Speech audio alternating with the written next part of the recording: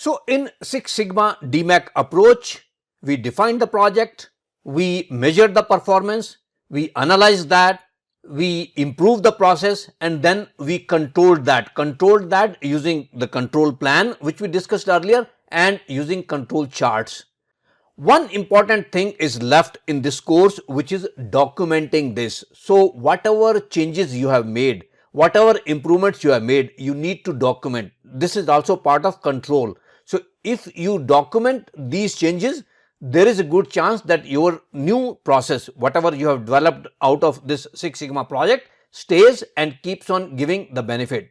So you need to document whatever you have done, whatever changes you have made.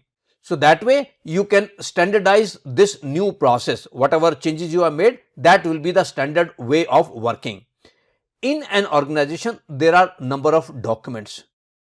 If you look at a typical organization, this might have a quality manual, then this might have quality procedures, work instructions, SOPs, many documents are there. But then whatever is the appropriate document, you change that document, change that process to make sure that whatever changes you have made out of this Six Sigma project, those are incorporated. So it might require changing a SOP, this might require changing a work instruction, and by the way, SOP is standard operating procedure.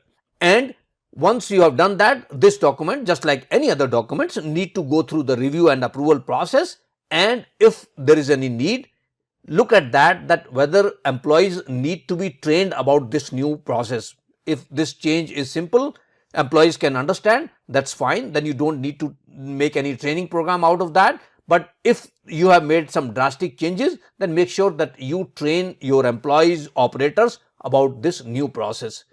So with this, we have completed all the 5 steps which were required to complete an improvement project, which was a Six Sigma project.